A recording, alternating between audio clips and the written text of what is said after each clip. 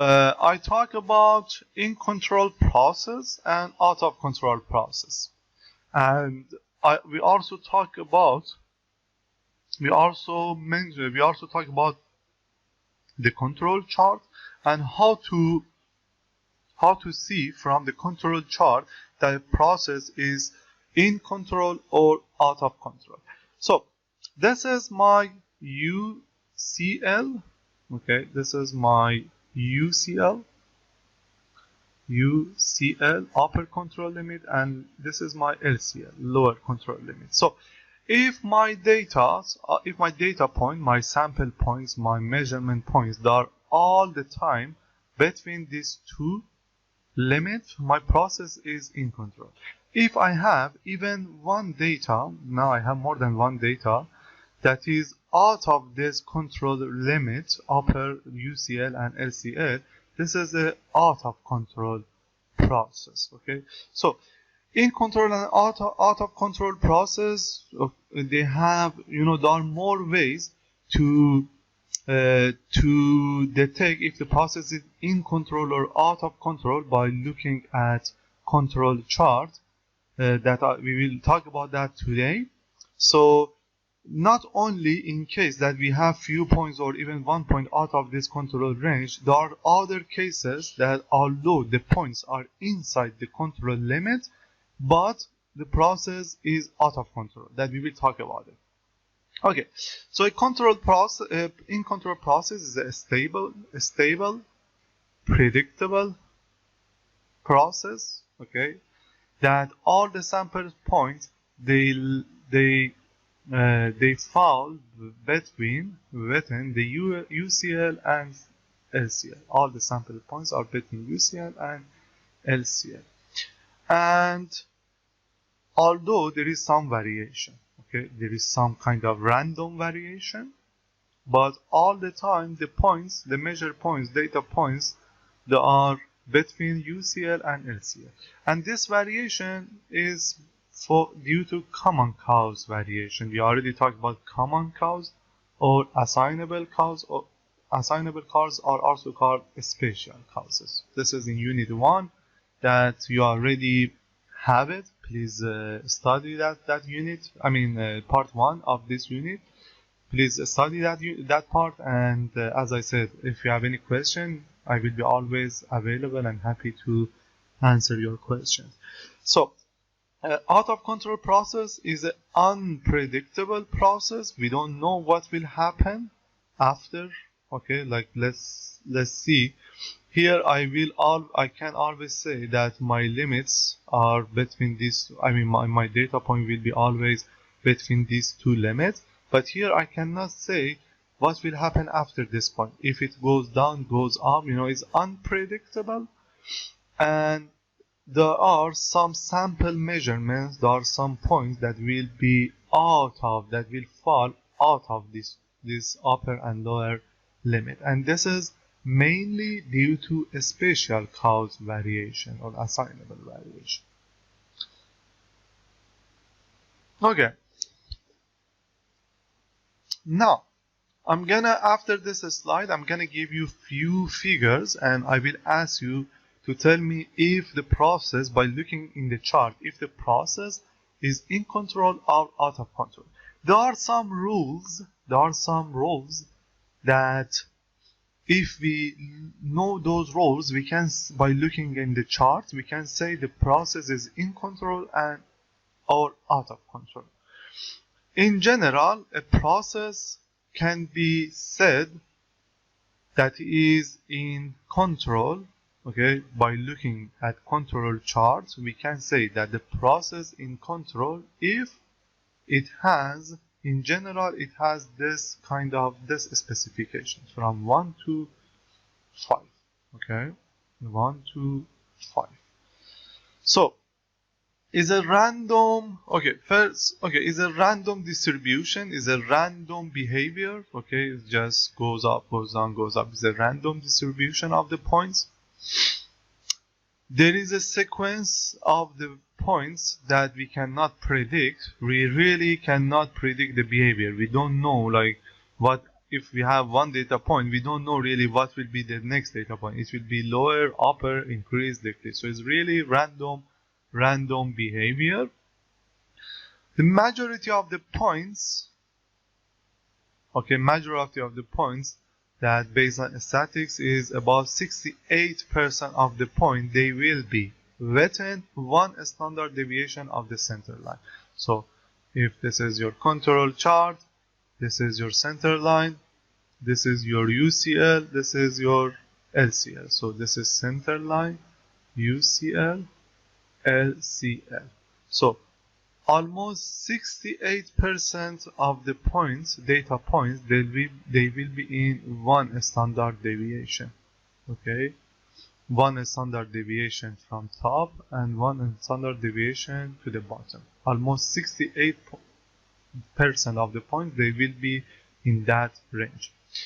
About 28% of the data points, okay, there will be between 1 to 2 standard deviation. It means a little bit upper here, little bit upper here, between 1 to 2 standard deviation.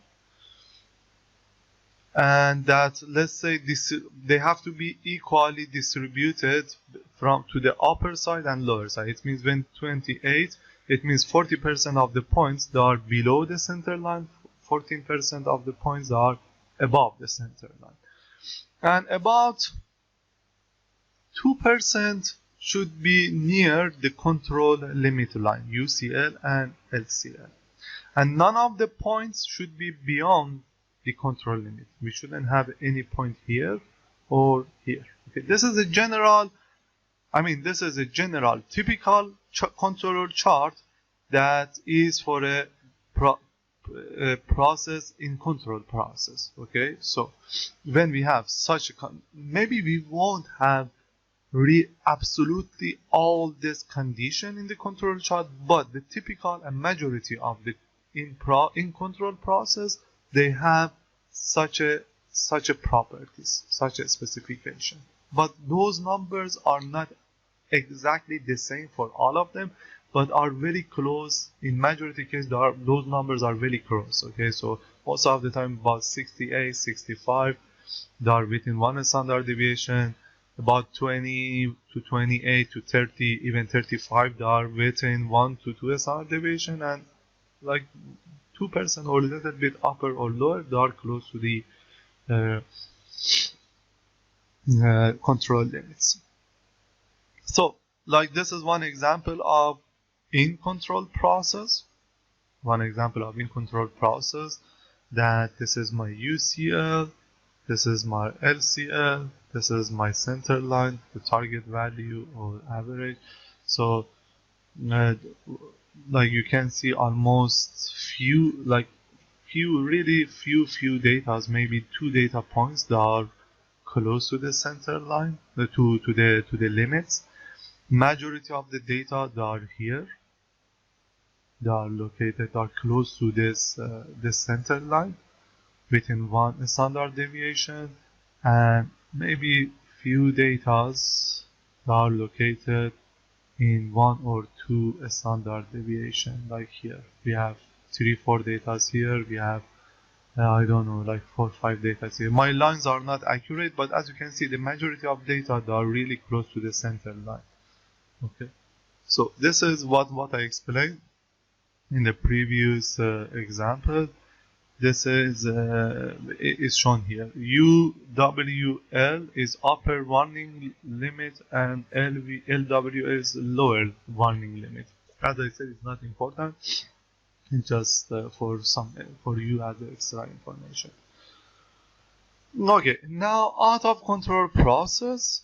Okay, there are some, like, about 6 rules for a process that is out of the control. So if we look at it, control chart, if we see any of these 6 items, that process is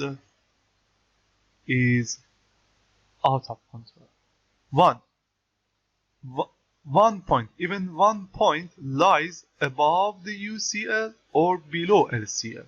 Okay, so 1 point, this is my UCL, this is my LCL. 1 point goes above UCL or below LCL. Okay, so this is the out of control process. 2 out of 3 consecutive points lie between the UCL and UWL or LCL and LWL. So let's say if I have, this is my UWL, this line here is my LWL. So if I have 2-3 points here, 2-3 points here between UWL and UCL, or if I have 2-3 points consecutive point, it means the points that are one after each other. Okay, they are neighbor points. Okay, so if we have 2 or 3 points between these 2 consecutive points, so again that process is out of control.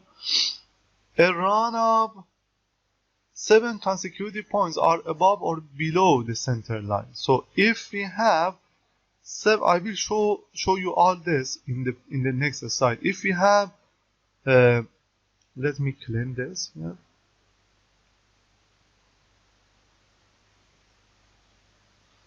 I wish I had more space here, so like this is something that I have to consider for next time if I have to prepare a video, so I can draw easily. So if I have, this is my LCL, this is my UCL, and this is my center line.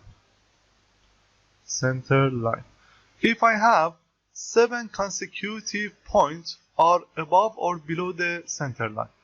If I have 7.2, 3, 4, 5, 6, 7 above the UCL, or if I have 7 points above the center line, or if I have 7 consecutive points below the center line, okay, like this, such a pattern, again this is an out of control process.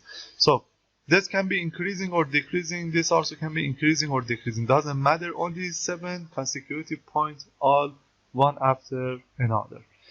Then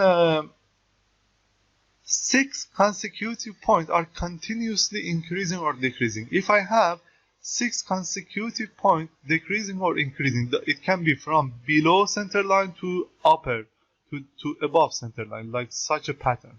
Okay, 6 points increasing continuously or decreasing continuously. Okay, either from below the center line to above it, or above center line to below it. That's again is out of control process. 14 consecutive points continuous goes up or goes down. Okay, so again, if we have even 14 points, okay, that they goes up or they goes down. Okay, so this can be, you know, yeah, it's something similar to the previous one. Okay, but goes up or go down is a bit different. So you might have 1 point goes up, and then you know, the other point is like it can be, you know, let's say a little bit above it, or it can be really close to that one. So even this next one is like that, then is like that, then like that. So it shouldn't be really increasing or decreasing like this with a steep slope. It can be, you know, just going up and done, or, you know, like points. Let's say you have continuously goes up and goes down. Let's say it can be something like that. One goes up, goes down, goes up, goes down, again goes up, goes down, goes. So it's like that, you know, like 14 points that are continuously going up, going down, going up and going down. So this is also one sign of out of control process. 14 points, they are continuously going up and down. Okay, so this is also another sign. Any non-random pattern. If we have a random pattern, this is in control. If we have a non-random pattern, let's say we have an increasing then decreasing, increasing, decreasing. So such a pattern is a out of control process. Okay. So in general, we need at least 20 points and more to generate a control chart. A reliable control chart that can help us to say that process is in control or out of control has generally about 20 points and more. Okay, now this process is out of control or in control? For sure it's out of control. Why? I have 1 point that is above the upper control line. Okay, so this is a very simple sign. Here what I have, 1, 2, 3, 4, 5, 6 points, and even like 6 points. Okay, although here I mentioned we should have 7 points. 6 points. 6 consecutive points are continuously increasing or decreasing. What I have here, I have 6 points continuously increasing, right? So this is also a sign of another sign of out of control process. Let's try the other one. 14 consecutive points going up and going down. So what I have here, 1 point is up, down. Okay, so let's just start from here. 1, 2, 3, 4, 5, 6, 7, 8, 9, 10, 11, 12, 13, 14, right? So you see there are 14 points from here to here. There are 14 points that are continuously going up and going down, up and down, consecutive points going up and going down.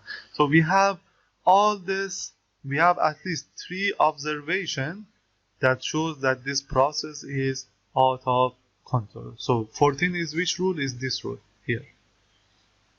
14 consecutive points continuously goes up and go up and down, like here. This is in control or out of control?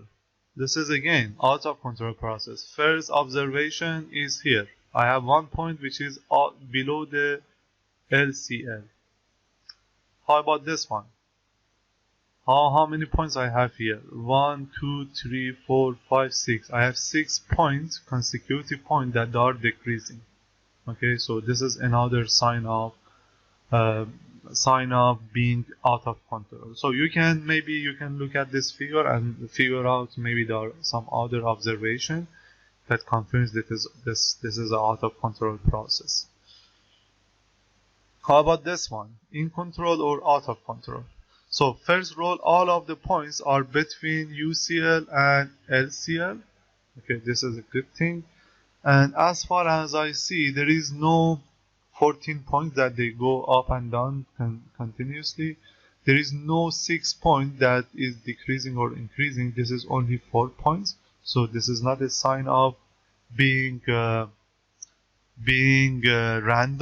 Being out of control. So I think this is an in control process. But as I said, you can even confirm, check all those 6 rules to make sure that that is in control or out of control. You don't need to go find how many percent of the points are within 1 sigma. Sigma is a standard deviation, by the way. 1 standard deviation, how many points are in between 1 to 2 standard deviation, things like that.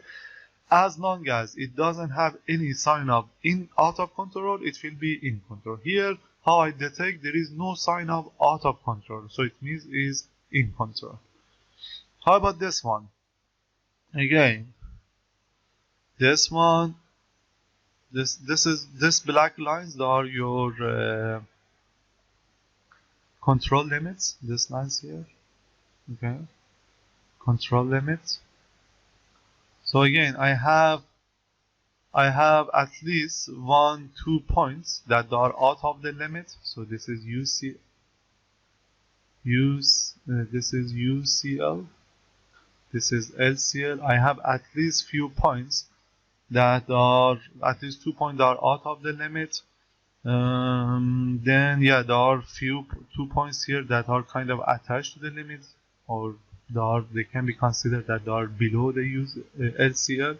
So at least I have one observation that this process is out of control. I have at least 2 points that are out of the control limit. Okay, let's look at these two. This is again your UCL, this is LCL.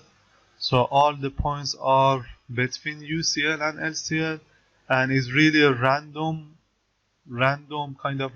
distribution, random behavior, random variation. And as far as I see, there is no sign of out of control. I don't have, let's say, 14 points that are going up and down continuously. I don't have 6 points that are increasing or decreasing. So this is the in control process. How about this one? This is your UCL, this is LCL. So I have 1 point which is out of the bound, out of the limit. So this is the first observation of the out of control. I don't need to go look for other. As soon as it has one observation of out of control, so that process is out of control. No need to go check for the others, but if you like, you can also check if there is other sign of being out of control. Okay, this is another example.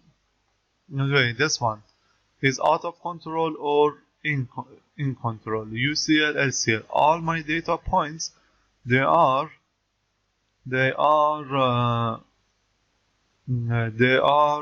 my data points, they are between UCL and LCL. So the first observation cannot be confirmed here. But now here, how many points I have? 1, 2, 3. Okay, 1, 2, 3, 4, 5, 6. Okay, here I have at least yeah, like here 1, 2, 3, 4, 5. Okay, 1, 2, 3. Okay, 1, 2, 3, 4, 5, 6. Okay, so here what I have 6 consecutive points that are, this is a little bit above this one. Okay, 1, 2, 3, 4, 5, 6 consecutive points that are continuously decreasing. Okay, continuously decreasing. Even you can consider this 6 one, 1, 2, 3, 4, 5, 6, this 6 point. Even you can consider let's say 1, 2, 3, 4, 5, 6, this 6 points. So you can consider, you can find a few consecutive 6 points that are increasing or decreasing. Okay, so even if it's not really increasing, or if it's constant, you can still consider that is decreasing, because even this behavior is not, we can still consider that is increasing, or we can consider this is increasing because it's the same trend and this line. And so is, at least I have one clear observation, 6 points that are increasing. So this is an out of control process. And if you look at the trend, let me clean this part. If you look at the trend, see how is, like it has kind of sinus behavior. Okay, you see, like, is decreasing, increasing, decreasing, increasing. So it really has it doesn't have a random behavior. It's like a clear, it's kind of sinus behavior. Okay, but this one here, let's look at this one. So this is out of control, 6 point, and also a non-random behavior. Here I have UCL, LCL, all the points are between these two limits. Can I find 6 points that are increasing or decreasing continuously? No, of course not.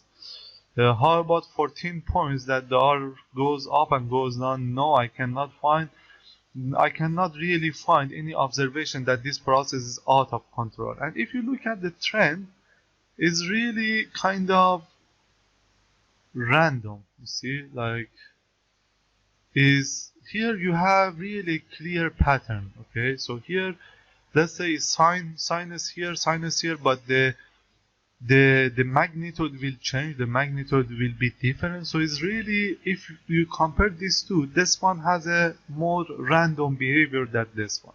Okay, so this is an in control process. This is in control. This is out of control. Next, this one. Okay, for this one again, I will leave it to you and work on it yourself. Okay, and then if you have any question, you can ask it from me. Now, okay, so this is for you. Just tell me which one is in control and which one is out of control. Both of them might be in control, or both of them might be out of control. Tell me why. Tell me in control or out of control, and why, the reason, the observation. Okay, now control chart, the benefits. So no need to go through the details of this slide. It's just telling us what is the benefits of control chart. So it gives us a good feedback and kind of surveillance that the process is in control or out of control. So signals us, it warns us, it will tell us when there is a problem in the process, when the process is getting out of control. So this is another benefit. Okay, we can detect assignable or spatial cause variation. So when we have one point out of the control limit, that is a sign of assignable cause or spatial cause. Accomplish process characterization. So it will show us some of the process characterization and properties. So when we have control chart, we don't need to have inspection of every single equipment of whole process. We don't need to assign many people to control every single equipment. So we can just look at the control chart and see if those equipments are working properly or not. We can monitor the process quality, the quality of process, by using these charts, and it will give us some information, some mechanism to make some change in the process, because we can detect where are the problems are coming from, how the variation is happening. If we have common cause variation, okay, which is related to the process itself, so it gives us some information about that. So if we need to change the process, we can use those information. Okay, and also provide process capability once process is stable. Okay, so we can, this is the main topic that we are going to talk in this part, in this unit. So it will provide us with process capability. Okay, if the process is stable, stable means in control. If the process is in control and is stable, so it also gives us some information about the process capability. Process capability, I will talk a little bit, I will talk about this more now. That is how my process capability is that most of my data point, they are far from USL and LSL, upper specification limit and lower specification limit. These two specification limits are defined by the customer, and if my products that are far from these two limits, the customer will be much more happier. Okay, sometimes we have also not only a good control, in control process, sometimes we have over control process. Okay, so over control is that we are controlling the process more than what is needed by the process. So the over control can be due to tampering. Okay, so we interfere, tampering, or we interfere with the process in an unnecessary way. Let's say we change the equipments or the process frequently. Okay, the process is working fine, but we just interfere. We are kind of desperate. We are kind of sensitive, and we just go change the process. So it's kind of interfering or tampering, which is considered as over control. Noise. Okay, so fluctuating signals from an instrument. So there are some instrument that has the instrument is not well tuned, is not very well adjusted or calibrated, so it can create a lot of fluctuation. So those fluctuations, let's say, goes up and down, Like let's say if we are talking about a valve, the valve will be open and close rapidly. Or if it's a heater, the heater will turn off or turn on continuously with a high frequency that will make a lot of noise and fluctuation in the system. How we can tune that? We can give the heater or the valve or any type of instrument a range of operation. We can tell them, okay, for the heater, we can tell them, okay, wait until the temperature drop 5 degrees C or 10 degrees C and then come to the action. Or we can tell to the heater, wait until the temperature increase 10 degrees C and then you can come to the action. Or we can tell to the heater, when there is a change of 1 degree C in the process, take to the action, turn on. Or if there is a temperature drop of 1 degree C, so you take action. So in the first case, the heater will wait until there is a change of 10 degrees C and then it comes to the action. But in the second case, the heater comes to the action if there is a change of 1 degree C. So 1 degree C is a very small value, like even the room temperature can change 1 or 2 degrees C every 2 minutes, right?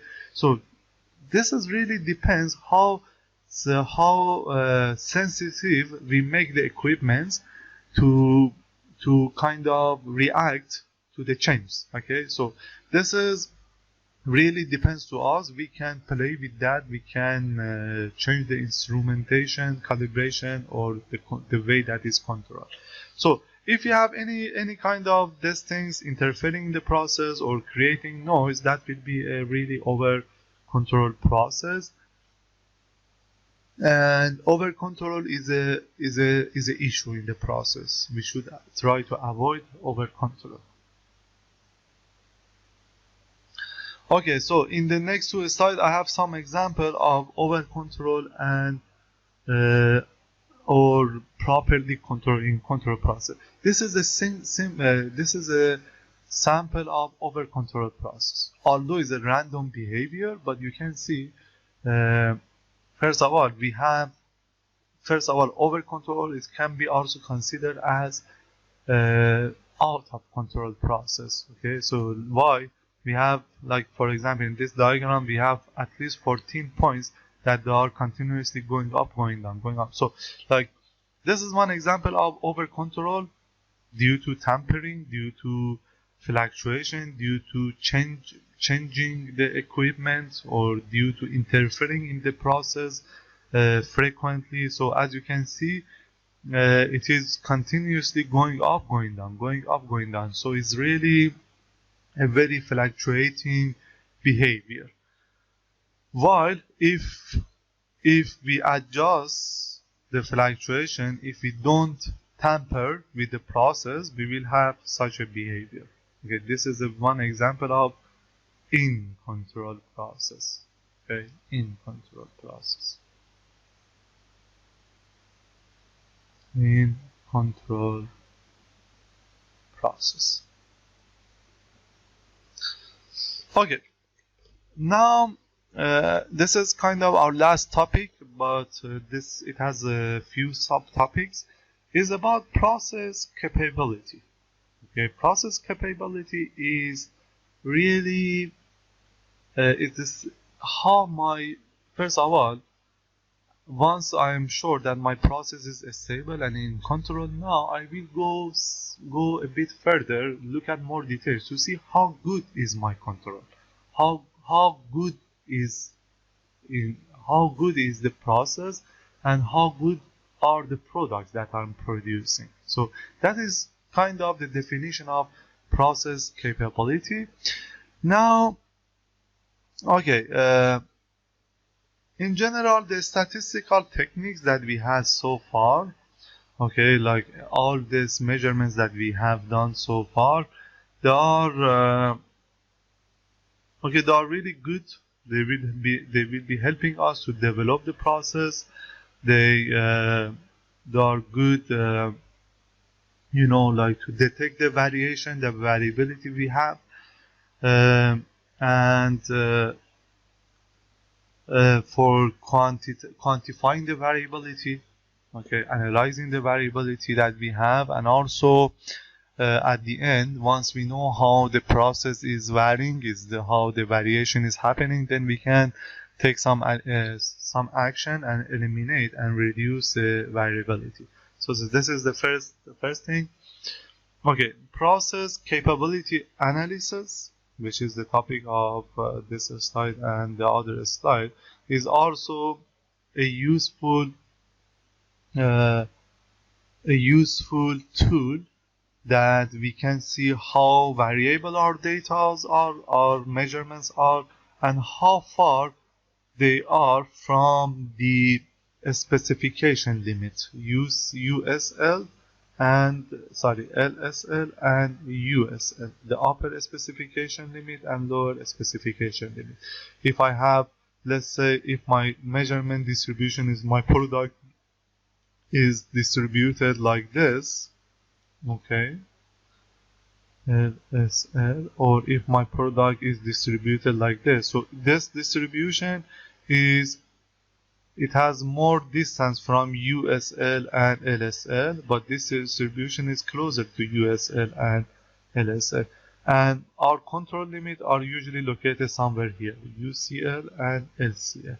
Okay, so once we have an in-control process that all the data distribution is between LCL and UCL, we are fine, we are okay, we will see that our process is stable in control. Now we can go a little bit further and see how my distribution is far from LCL and USL. So those are the specification limit that is defined by customer. If my data have a distribution like this, is far from the specification limit, it means I have a better product and my customer will be happy. So this product here, this one is better than this one. Okay, this one is more spread than this one, or this one is narrower than this one. So this is my favorite. This is okay, but if I have a choice between these two, for sure I will choose this one, not this one. So that's the kind of introduction of process capability. So for process capability, first of all, when we are doing the capability analysis, we are talking about an in-control process, a process that is already in control.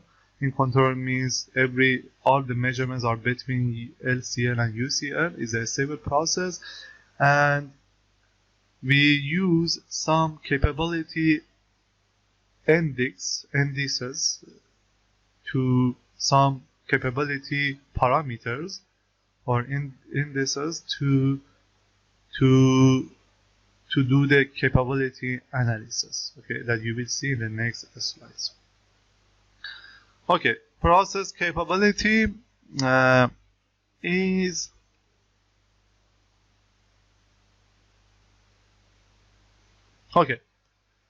a measure of uniformity or consistency of the output of product, or output of the process. How uniform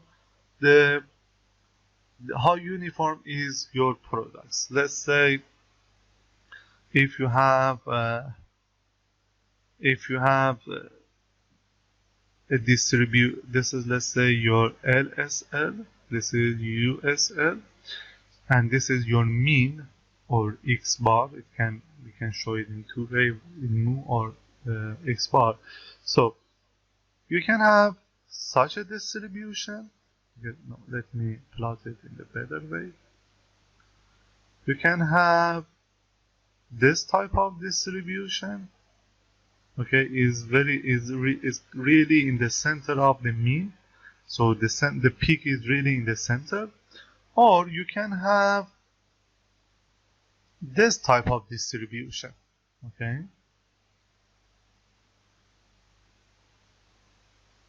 That the peak has a distance from the mean. Okay, it's not really the peak has a distance from the mean.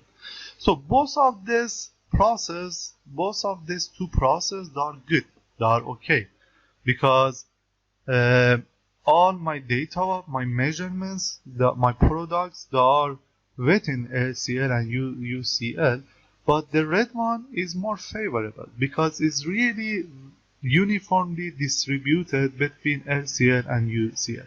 So the distance from UCL and LCL is almost the same, but this one is shifted more closer to USL. Although both of them are good, but this one is better. So the capability analysis, okay, it shows us this kind of information. First of all, I have a good process in control stable, but which one is better? This one that has a better capability, that my products are uniformly distributed between LCL and UCL. Okay, so we are going to talk about some parameters that we can calculate and tell us that I have this type of distribution or this type of distribution. Okay, that means like then we call this kind of distribution more capable than this one. Okay, this is what we are going to talk in the next few slides. Okay.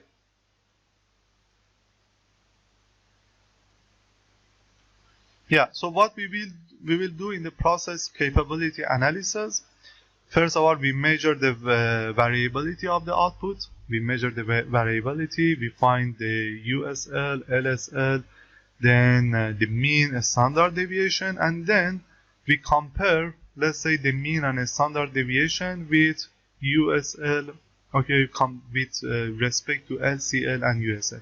We will see where the mean is located, if it's closer to USL or closer to LSL. Okay, we do this kind of analysis.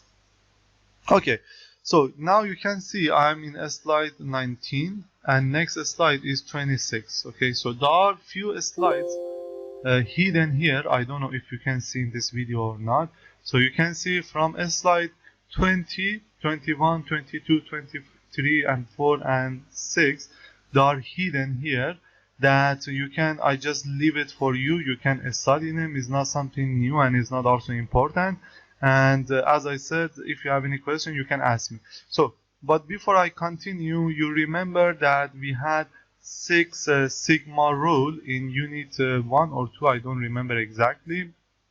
So 6 sigma, as I said, is one of the methods that we use to say if my process, my production is good or not.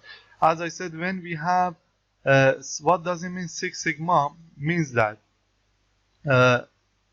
6 sigma means that when I have a product, a measurement distribution that has a 6 sigma, that follows the 6 sigma rules, means that 99.73% of the data points will be within minus 3 sigma to plus 3 sigma. What is sigma? Sigma is the standard deviation of population. So this is mean. So when I have this kind of distribution, when 6 sigma rule can be applied, I have my mean, that I have 99.73% of my data point that will be between mean and 3 sigma and mean and minus 3 sigma. Okay, so this is the definition of 6 sigma rule, if you remember. And Okay, 6 sigma is the ideal distribution. Ideally, we want to have a process, in control process, that we have all our data point that will be between -3 and +3 sigma of my mean. Okay, this is what I want. This is kind of my natural, we call it also upper natural tolerance limit and lower natural tolerance limit.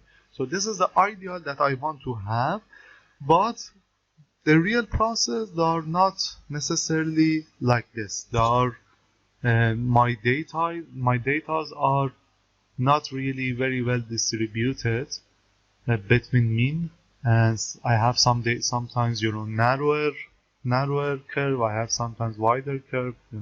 It's not always necessary in this is not always necessarily 99.73% of my data point between these two limits.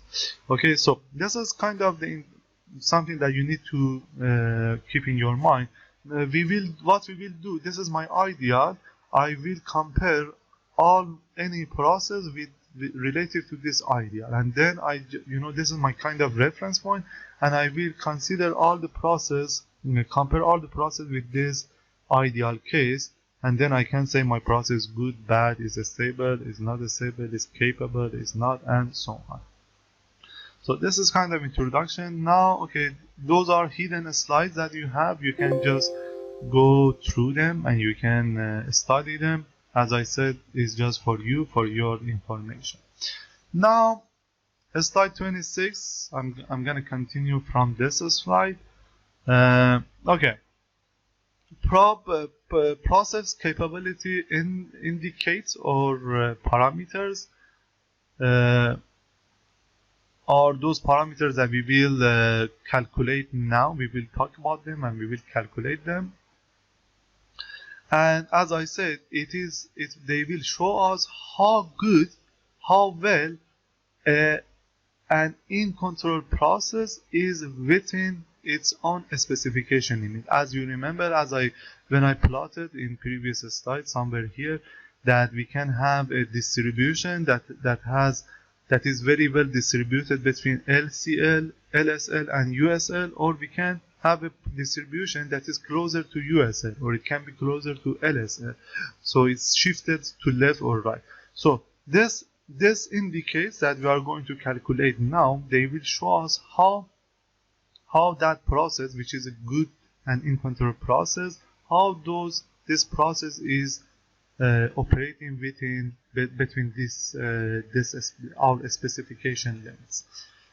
So to do that, to show how it's good or bad, we need some quantities, some quantitative way to do it, to express it. Quantitative means we need a parameter to show us, like if that parameter is a big number is good, if it's a small number is bad, something like that. So quantitative way, to have a quantitative way, we can define several parameters. Like here we have 4 parameters and I'm going to talk about them now. So first parameter is process capability potential. We show it with CP.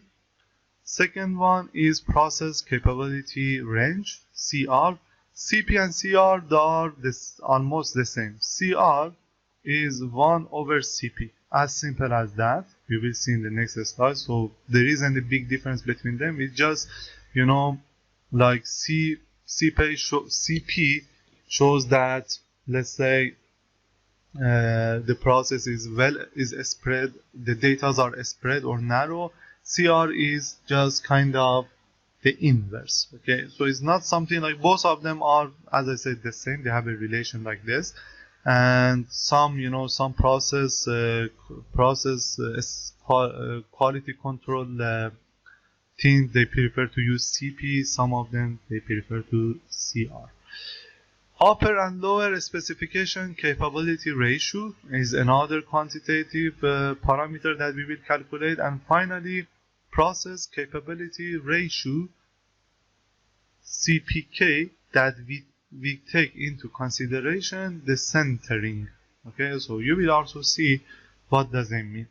That means that we will consider like if my data are well distributed in the center or far from the center. So now let's start. Okay, here in this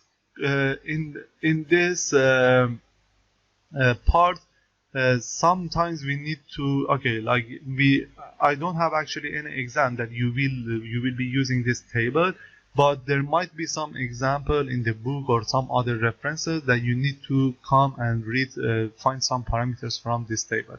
The two main parameters that will be used in this part for process capability is C4. Okay, this is kind of so let me clean this because there is some issues here. So it's C4 and D3 or D4, yeah, D2, sorry, C4 and D2. Those are the two parameters that you will use, but as I said, we don't have any example in this part that we need to read this table. Okay, now first parameter, process capability. Process capability potential.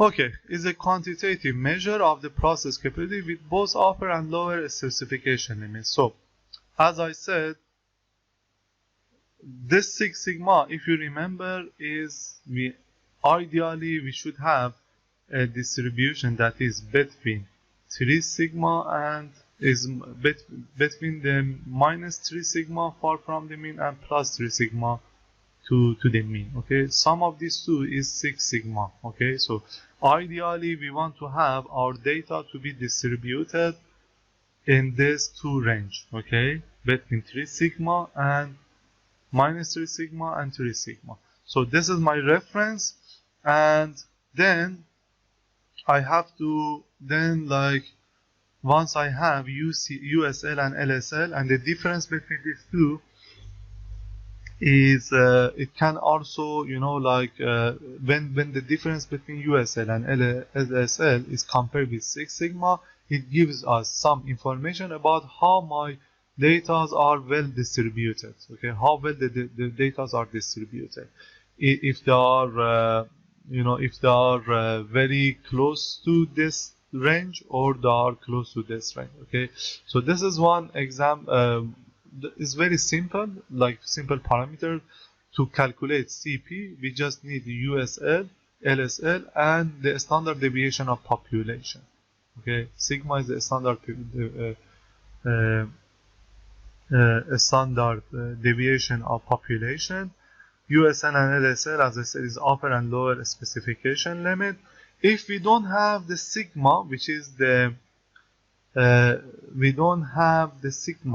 which is the standard deviation of population, so we can also calculate it by using these two equations.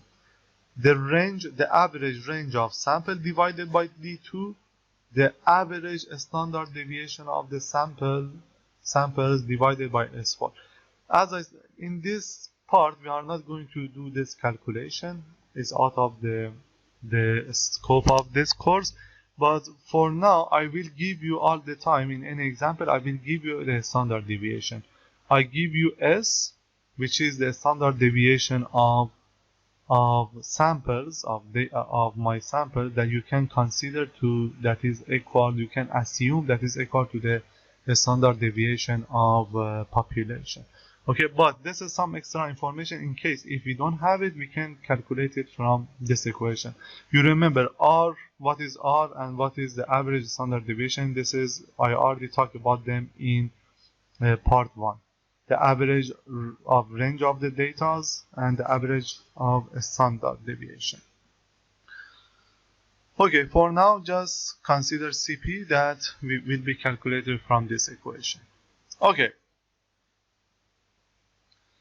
So, as you see, in CP, we don't see anything about the process average, the average of the center of the distribution, average or center of distribution. So, it doesn't consider it doesn't care about the center. It ignores that center.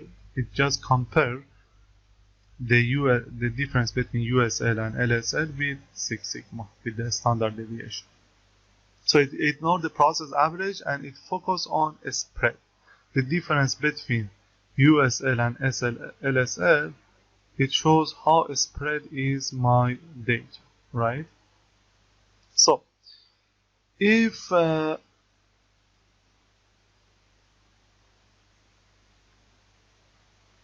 okay, if if the system is not centered within the specification, okay, so if we don't have data that are not well distributed around the center, line, so CP alone is not really enough. It will be misleading or misguiding, because it just gives us how the data are spread. It doesn't give us any information if the data are close to this, they are well distributed around the center or not. Okay, SCP, it shows different levels of process capability. So this is very important. The higher the CP value, the smaller the spread of systems output. System output, it means our product, our measurement, our data. So the higher CP, it means the smaller the spread of the system. So for us, ideally we want to have a higher CP. Okay, now we can have different cases. CP bigger than 1, CP equal to 1, CP is smaller than 1. So if CP is bigger than 1, we say that process uses up most less 100. This is not most, this is much. Just change this to much in your slides. Okay, process uses much less than 100% of the tolerance band. Okay, so you remember we had UNL, UNTL and LNTL, which is upper natural tolerance limit and lower natural tolerance limit. I already defined them in the previous slide here. I think it was in a slide. It was in slide 19 or 20, something like that.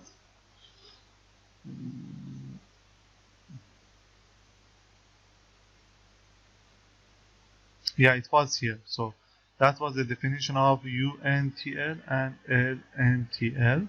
So we already had these two parameters. So if CP is bigger than 1, we have such a distribution and the process is very capable. Okay, so this is my LSL, this is my USL, and my data, they are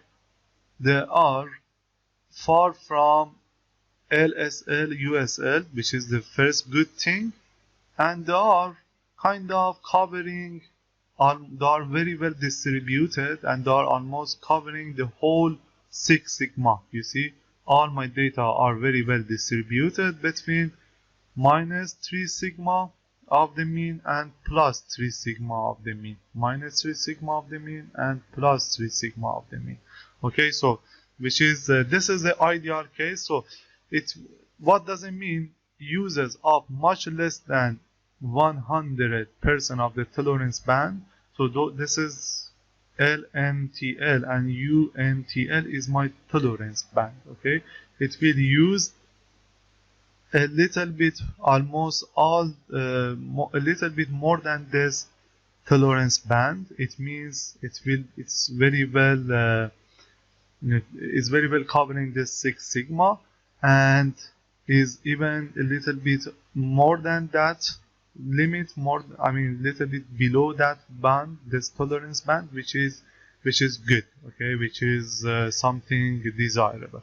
So in this case, CP will be bigger than 1. Why? Because the difference between LSL and USL is bigger than the difference between these two, which is 6 sigma is bigger than 6 sigma.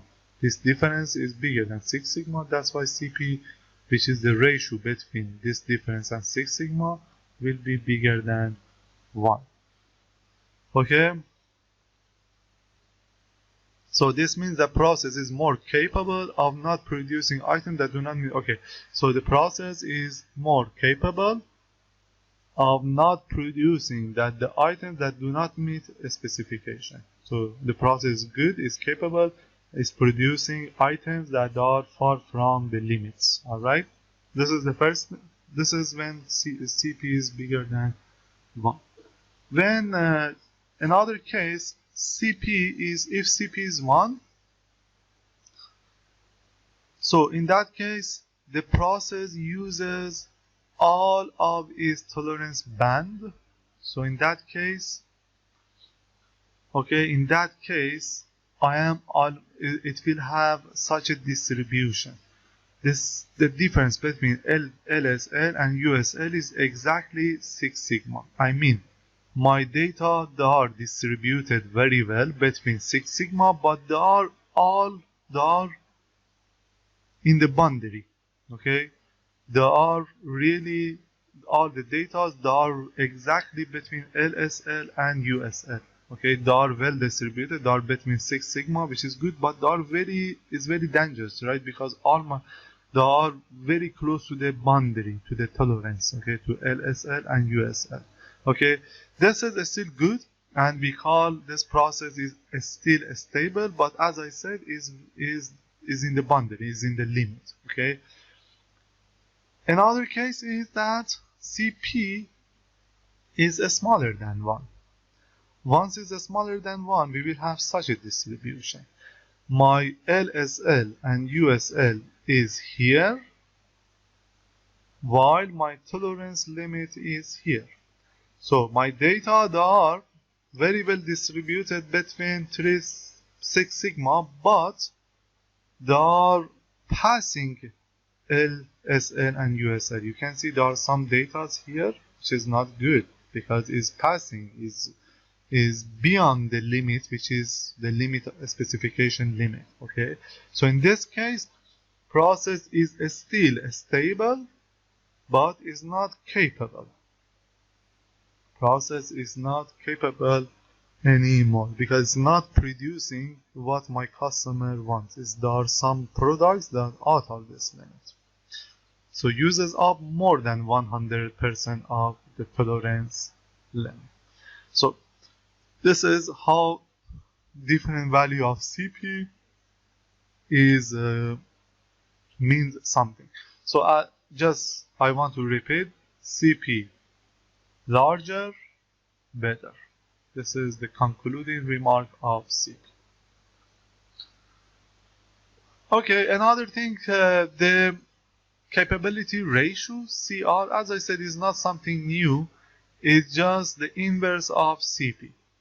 And if you multiply that by 100%, you will have the percentage of capability ratio. Okay, it's not something new. As I said, some process quality control teams, they prefer to use CP. Some of them, they prefer to CR. It's just the inverse. Okay. Yeah, it's just a different definition. And if we multiply that by 100, we will have the percentage of capability ratio, process capability ratio. So as I said, CP bigger, better, right? So that means CP higher, more bigger, higher is better. CP higher means CR smaller, right? So that means a smaller CR,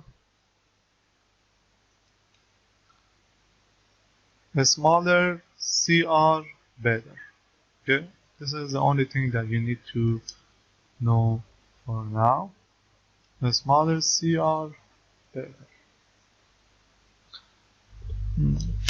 Again, both CP and CR, they don't consider the process center. For them, they don't care if the data are distributed between the center, okay, if the data are very well distributed in the center, or no, they are shifted like somewhere like here or somewhere like here. Okay, this is my center. Okay, they don't care. They only care about the spread, how narrow or spread is the curve. So that's about CR. Okay, another thing that I can, okay, CR shows the spread, okay, is kind of, again, a measure of the spread. So what does it mean, a measure of centering? This example show you, you know, like the difference between a spread or centering. So imagine that this is my target value here. The center of this this circle is my, I want to reach to that target value, and the black circles are my measurement. My target is the one in the middle, this circle. I want all my data to be close to this one. So this data distribution has a high centering. It means all my data that are in very close to the center, and they have a low spread. All the data are very close to each other. Okay, so it has high centering and low spread. This data distribution, they have high centering. They are around the center. Some of them are close to the center. They are very well distributed around the center. So again, it has a high centering, but they are spread. Comparing with this one, this data are centerized, but those are spread. So this is a high centering and high spread. This data they are far from the center, so they have low centering. You see, they are far from the center, low centering, but they have low spread.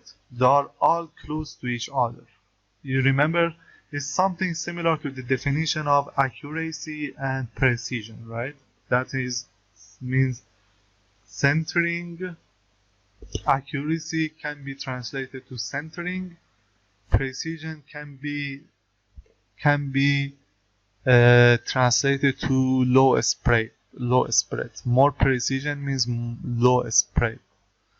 Better accuracy means high centering. This one here. This is a good accuracy and good precision. This is low accuracy but good precision. This is a good accuracy but low precision. This is a low accuracy and low precision. Okay, so this data again is far from centers, but they are all connected to each other, so they have low spread. And this one is the worst. This is the worst case because my data are spread and they are far from the center, low accuracy and low precision. So this is kind of just, I added this aside for you to give you some more hints about difference between accuracy and spread and centering. Okay, now one example, very simple example. A company that manufactures copper wire spools like this one here. The company is producing this kind of products.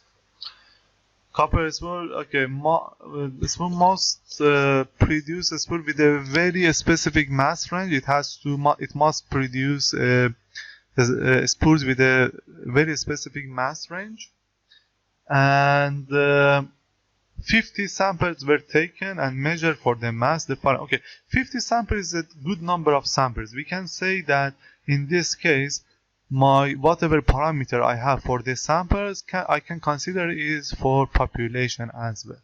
So the following data are obtained. We have LSL, USL, low specification limit, upper specification limit. As I said, those are the parameters that will be given to us by our customer. We have the standard deviation of the sample. That, as I said, we have a good number of sampling, 50, So we can say that this parameter, which is the standard deviation of sample, can be used as sigma, the standard deviation of population, and I have my mean for sampling, which is, since I have too many samples, 50 samples, so I can consider this as the mean of population. Okay, so for now you don't need to use this value here, but in the other example we will use this value. So calculate CP and CR and tell me if the process is capable or not. What I have to do, I have already calculated that here for you, and I just give you the final answer. Okay, CP is what? USL minus LSL divided by 6 sigma, right? 6 sigma is, okay, USL is how much? 568 minus 5, LSL is 557 divided by 6 times sigma 3.502. As simple as that. It gives me 0.52, which is smaller than 1, so the process is not capable.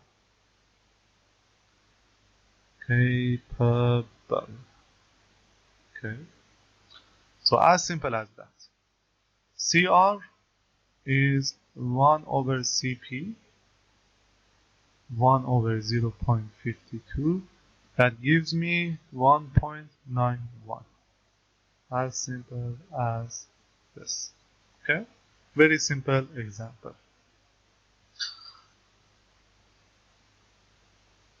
Okay, now upper and lower specification capability. We have another parameters. So now these two parameters are kind of, they are calculated.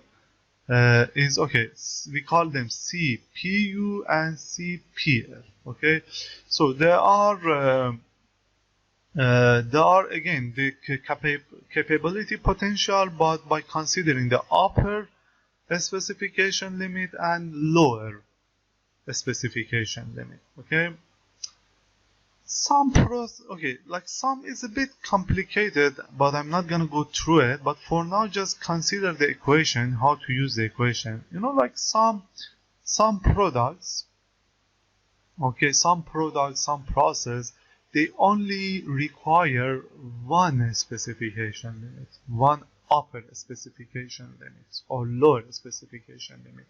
Let's say we are producing a product that let's say, I don't know, I really cannot give you a solid example, but I can just give you some idea. We are producing a product, let's say we are producing a piece of metal that we don't care how small it is, but we don't want that piece of metal to be more than 1 meter in length. Or sometimes we care about how small it is, okay? We don't care about how big it is, but we don't want it to be smaller than a certain value. Let's say we don't want it to be smaller than, I don't know, like we don't want it to be smaller than 10 centimeters, something like that. Or if I give you another example, let's say when we are producing some granules, okay, or when we are making some powders, okay, when we are making some powders, if we can, you know, the powders are very small, very small solid particles, okay, that sometimes they are like 10 microns, 20 microns small. When we are making the powders, if we can make a smaller particles, is better. Let's say 10 microns, 5 microns, even 1 microns is better. But most of the time, we don't want the particles to be bigger than a certain value. Let's say we never want that our particles to be bigger than, let's say, 50 microns. If it's smaller than 50 microns, is okay. So in this case, we don't have any kind of lower specification limit by the customer, but we have an upper specification limit. All right. So in this case, to see how my data they are spread or how they are narrow, how the process is capable, okay, we will use CPU or LPU. CPU is when we have when we have upper specification limit. Okay, when we have uh, upper specification limit, and CPL is when we have a lower specification limit. Okay, so again, lower, it can be another example. As I said, I cannot really give you a solid example for now. Maybe I can search, but is when we don't care how big our product it is. Okay, but we don't want them to be smaller than a certain value. Let's say like, I don't know, like let's say you have a company that you are receiving oranges or I don't know, apples from a farm, and you are going to package these apples or this orange, and you are an operator or you are a worker, and your boss tell you, okay, pick the apples and put them in the package in the box, but we don't care how big are the orange, but don't put any orange that is smaller than, let's say, smaller than 100 gram. So in that case, you don't have any upper limit, upper specification limit, but you have a low specification limit. You cannot pick, if you pick an apple or orange which is smaller than 100 gram, you just threw it away, you just ignore it. Okay, but as I said, when we don't have upper limit, we cannot really find the orange that has 1 kilogram, 2 kilogram weight, right? So most of the times we have a range. Our orange are between, let's say, 100 or 200, 300 gram maximum. There might be few oranges that are smaller than this, that we will ignore them. But if it's bigger than 300 kilogram, is okay. We just put it in the box because it's good for the customer. The customer will see, oh, there are big orange as well. Okay, so this is maybe, I don't know if I could explain to you what is, in which case we use these two parameters. So when we don't have any lower specific, when we don't have a lower specification limit or upper specification limit, we will use these two parameters. Okay, CPL has this this definition: the mean minus LCL divided by 3 sigma. Okay, when the focus is on how much the mean exceeds the lower specification limit. Let's say if this is LSL, this is U.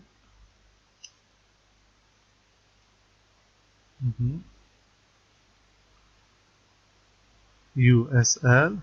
So you can have a mean here, you can have a mean here, you can have a mean here, you can have a mean here. So how far your mean is from low specification limit, okay?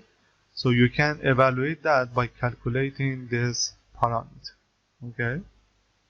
How much the mean exceeds the lower specification limit. And when the focus is on how much the mean is below the upper specification limit, we will use this USL minus mean divided by 3 sigma. So again, you can have your LSL here,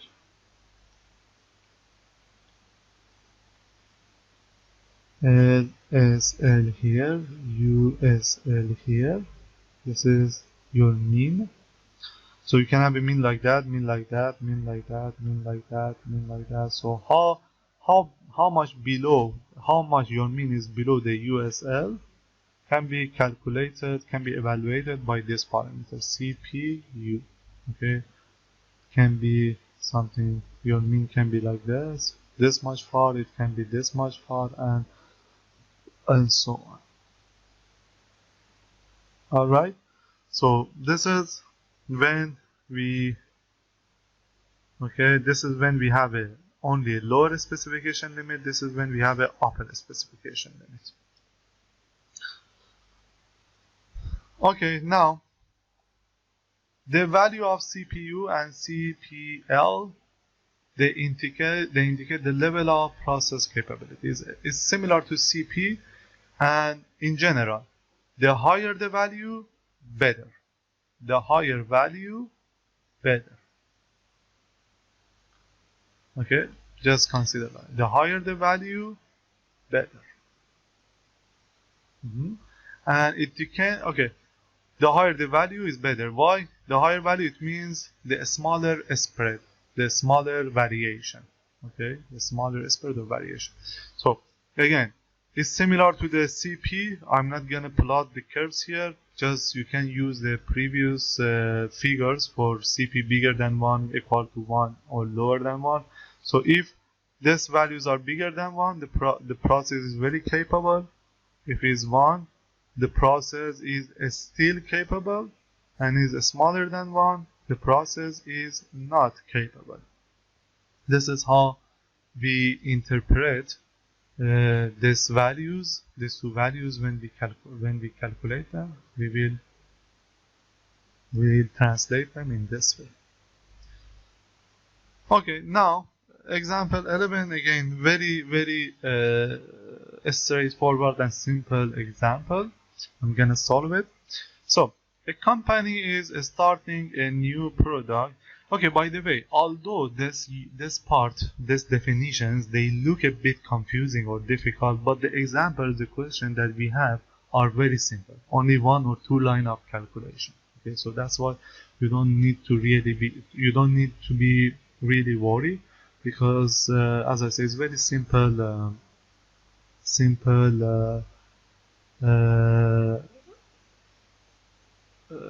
simple questions. Okay, a company is starting a new product run of spools, okay, and ropes ordered by a customer. No, it doesn't matter what is the product, what is the company, what is producing. Just you just need to take the data. 12 spools are sampled every hour and tested to find minimum tension in Newton. Need to make the rope pulled from the spool without snagging. Okay, so now we have kind of okay. So again, we have is a problem that we have kind of upper specification limit. Okay, but both lower and upper specification limit is given. Sometimes we can, as I said, most of the case we have both of them. Okay, but sometimes the upper specification limit is much more important than lower specification limit. Okay, or sometimes the lower specification limit is more important than the upper one. Okay, although most of the time we have both this limit, but some cases in some process one of them is much more critical than the other one. The customer takes much more for one of them than the other one. This is what we have to really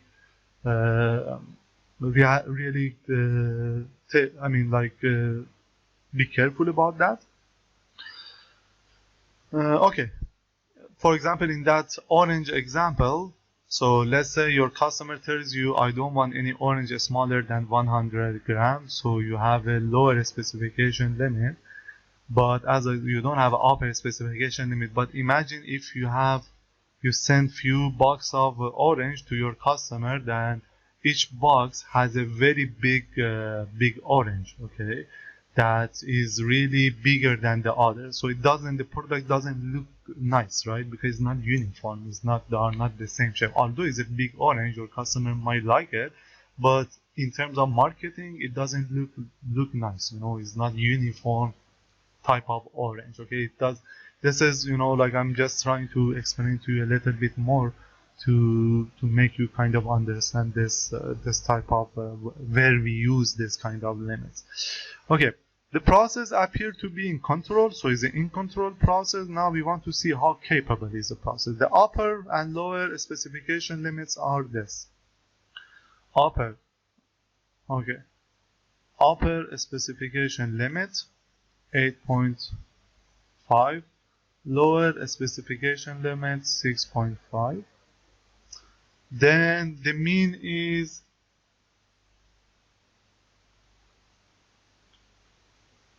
the mean is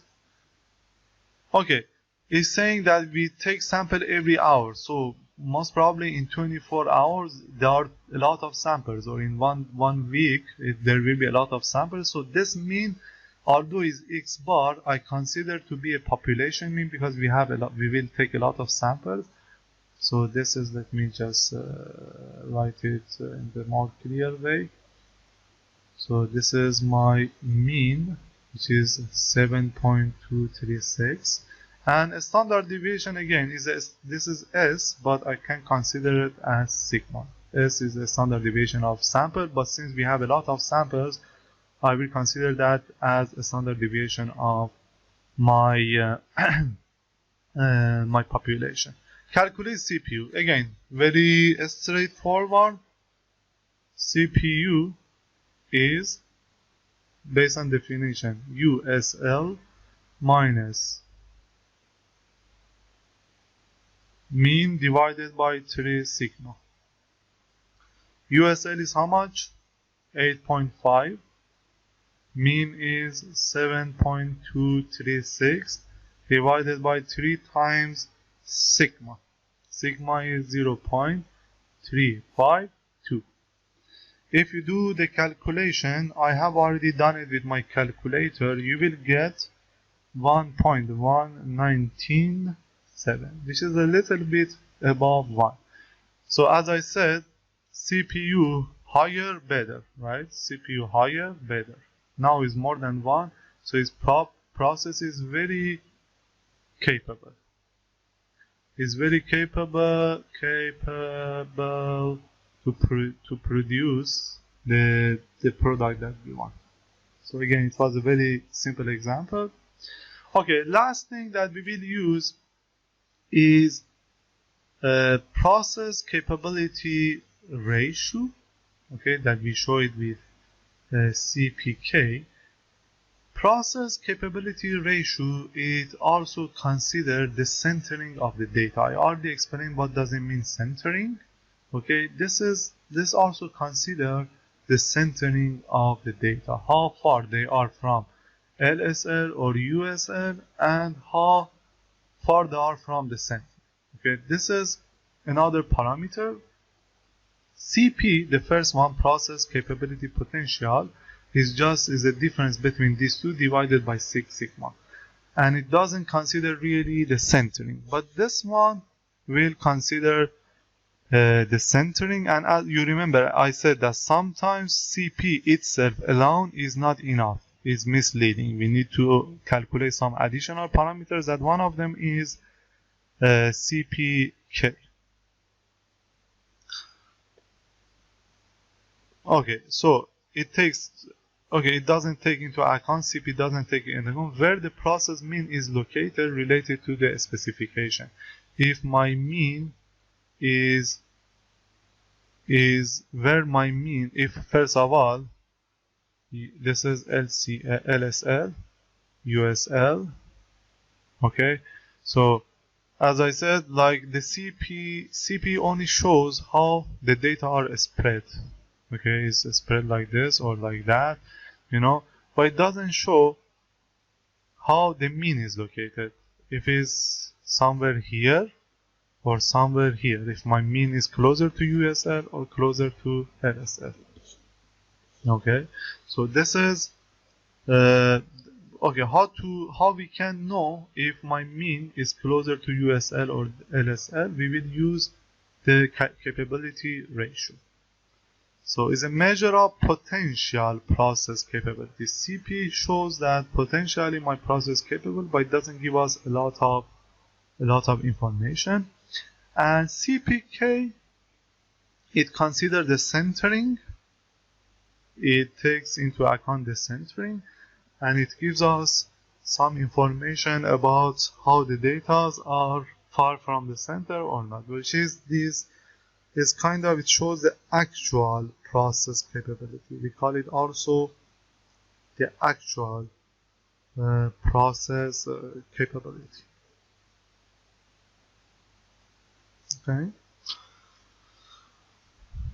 Okay, so it means based on the value that we have. Okay, actual process capability we always want the process to be both centered and we want to be accurate and precise. We want the data to be distributed. We want to be the data to not to be very spread, and we don't want the data to be far from the center. Okay, so these two concepts can be shown by using CPK. So how we can find CPK? For CPK is very simple. We have to calculate these two parameters, and then we pick the minimum between these two, the smaller one. When we have this and this, we calculate this one. For this, let's say you get 2, for this you get 3. So then you will use 2, okay? The minimum between these two data, you will pick it, and that will be your CPK.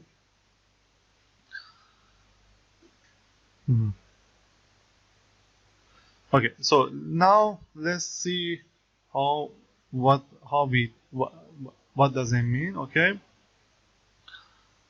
So the CPK, since it considers both LSL, USL, and the mean, so it will be sensitive to both the mean, okay, the center, and how far my data are distributed from the upper specification limit and lower specification limit. Again, the larger the value of CPK is better. The larger, better. Okay, the larger CPK value, the less variation you will find between the process output and specification. Okay, so better, larger CPK, it means the data are more centered and also they are very well distributed between LSL and USL. So CPK bigger than 1 is a very capable process. CPK 1 is still capable. CPK smaller than 1 is not capable. Okay, this figure also shows it shows, like what's the difference between CP and CPK, okay, for different values of CP and CPK. So if CP is equal to CPK, we will have such a distribution. CP is 2, okay, CP is 2, it means all my datas, they are CP. If CP and CK are 2, like the datas are very well distributed, equally distributed between LSL and USL, okay, and they are far from LSL and USL. This is shown by CP, and they have equal distance from LSL and USL. They are really in the center and very well distributed. CP2, CPK 1.2. So now the data they are far from LSL, USL, they are still within the limit, but is closer to USL.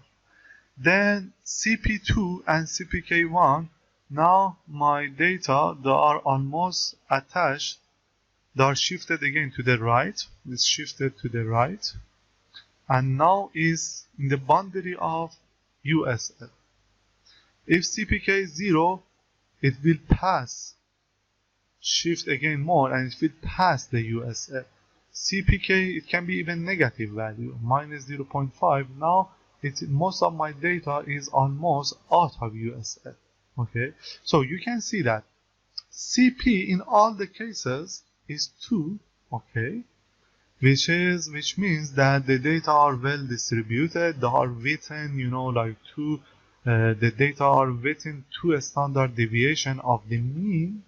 Okay, but since we don't have any additional information, once we have CP, we can have all of this situation.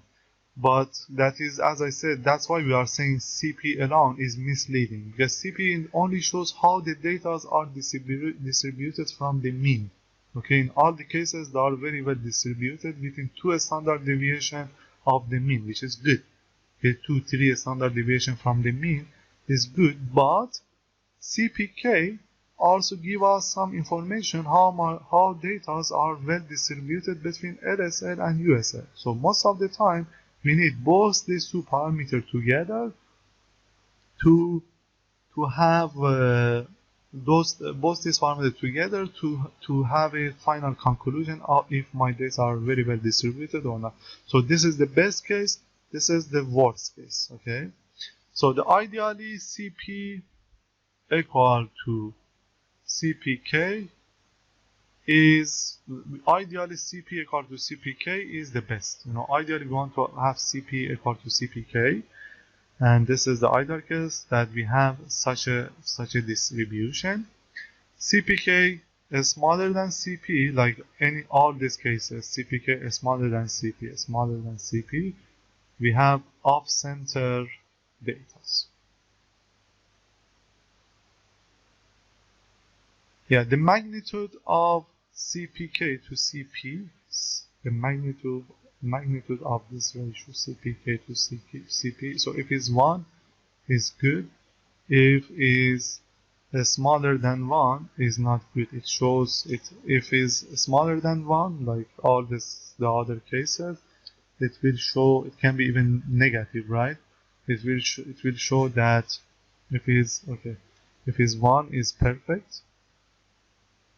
Is good. CPK to CP, if 1 is good. If it is smaller than 1, is not good, really off-center process or data. Okay, another example that I just find it on the internet is this figure. So now here, both CP and CPK will change, right? So even as I said, you remember, CP bigger than 1 is a capable process. CP smaller than 1 is CP bigger than 1 is a capable process, which is good. Okay.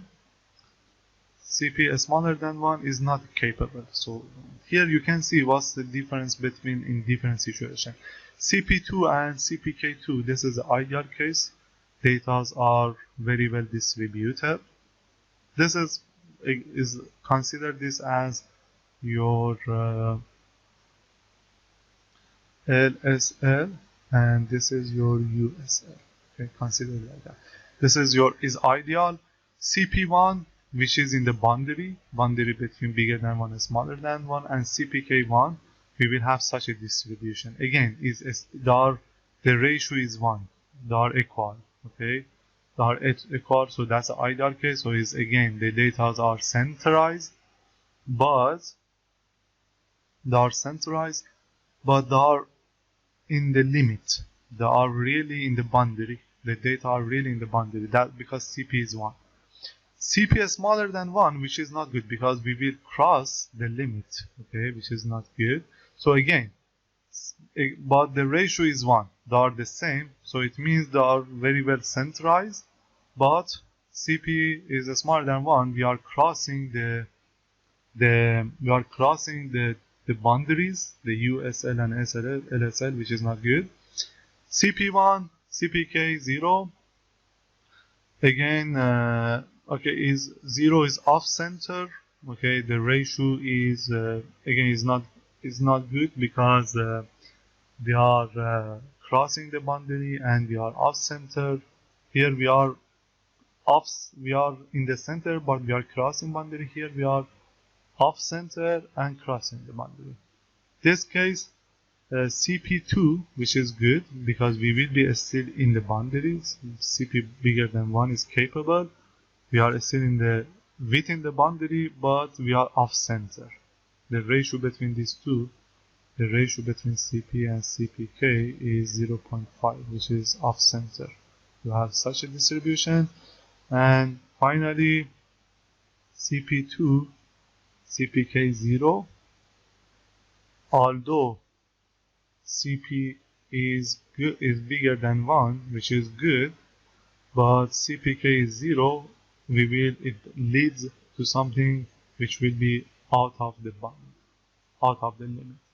So for knowing if a process is capable or not, we need to have both of them and we need to compare them together. Okay, that's about this part. And this is my final slide in this part. And what we are going to do here now is to do some calculation for CPK. So, example, a company that manufactures copper wire spool must produce spools with a very specific mass range. 50 samples, so we have a lot of samples. As I said, when we have a lot of samples, the standard deviation that we need, which is the standard in the equation, which is the standard deviation of population, will be the same as the standard population of samples, and the mean that we need in the equations will be the mean of samples. That's why they mention 50 samples, 80 samples, because they want to make sure that we can have this assumption. So the following data are given: LSL, USL, S, and mean. So you have the mean, you have the standard deviation. Alright, calculate CPQ. Very easy, very straightforward. We have to use this equation that you have in previous slides. Mean LSL divided by 3 sigma. You have to pick the minimum of these two numbers. USL minus mean divided by 3 sigma. So I just put all the data that I have here. I have mean, which is 561.16 minus LSL. What is LSL? 557. 3 times 3.503. And I have USL, which is 568, minus mean, which is 561.16, divided by 3 times sigma, 3.507. So I have to pick the minimum of these two numbers. So I already calculated these two parameters, but you can double check my calculation. If you see any difference, make sure that you are doing the calculation right. So the first term will be 0.39. The second point will be, what's the second point? 0.65. I have to choose the minimum. That will be my minimum here. So CPK is how much? Is 0.39, which is smaller than 1. Okay, so I can say that already process is again is for sure CPK is smaller than 1, so it for sure is out of the center. Okay, I can say the process is not capable, but let's calculate also CP to see what will be CP. CP is USL minus LSL divided by 6 sigma, right? 6 sigma. This is 6, number 6. Let me 6 sigma.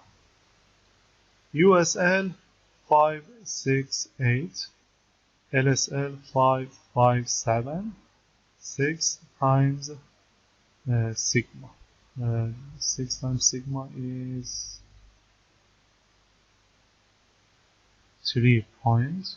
The standard deviation 503.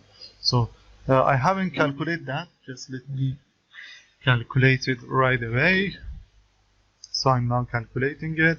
You can also calculate with me. 568 minus 557 divided by 6 divided by 3.503.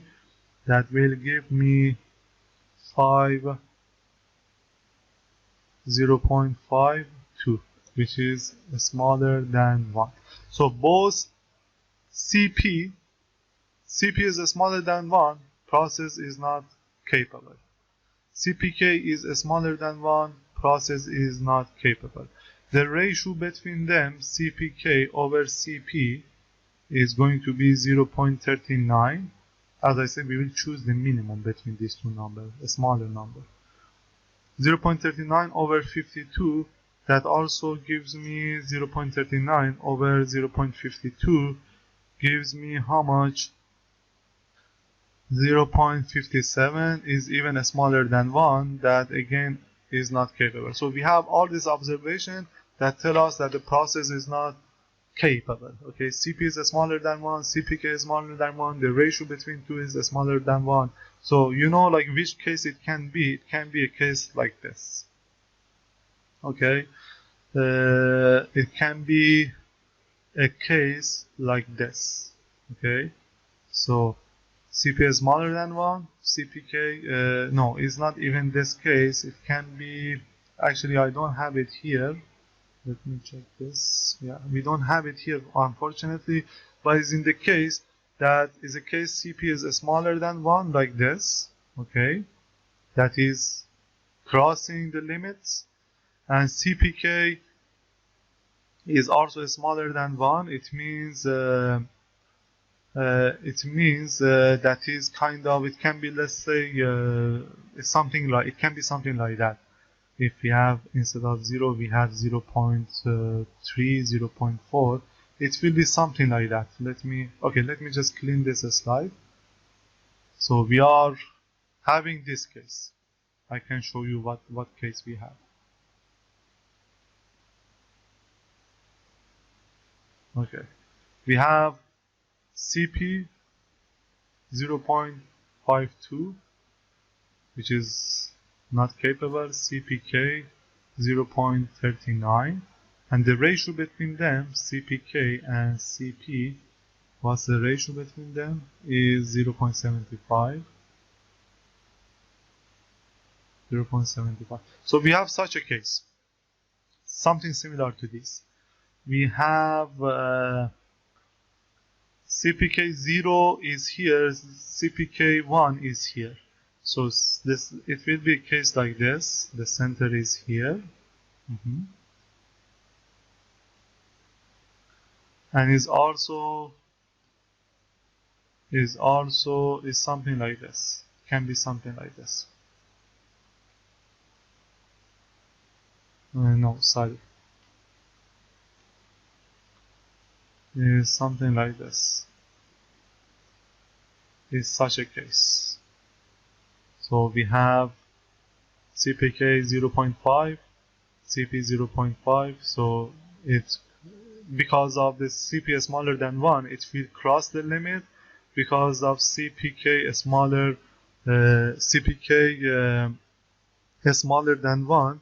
The ratio which is smaller than 1, it will be also off center, and also it will cross the limit. So hopefully you could understand this example.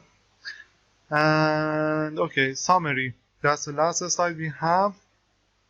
Okay, for the process capability indicates or indices.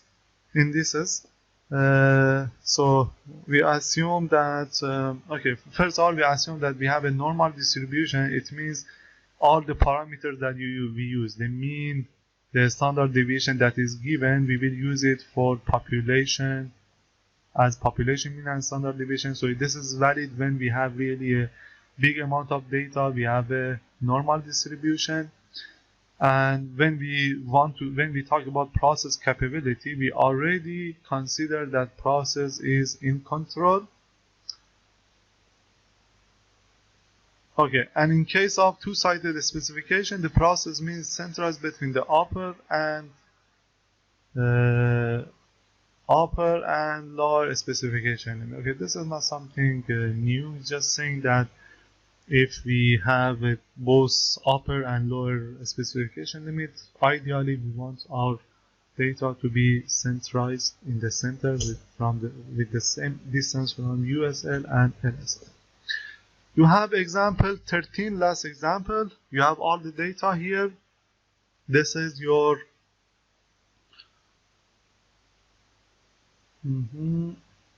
okay, this is your standard deviation.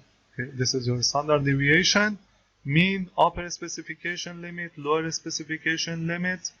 Target value is the target value you want. You want your mean to be 8, which is, this is not important. So you have a standard deviation, you have mean, lower specification, and upper specification. This is not important. So just go calculate this parameter and then make a decision if the process is capable or not. I will leave this example for you.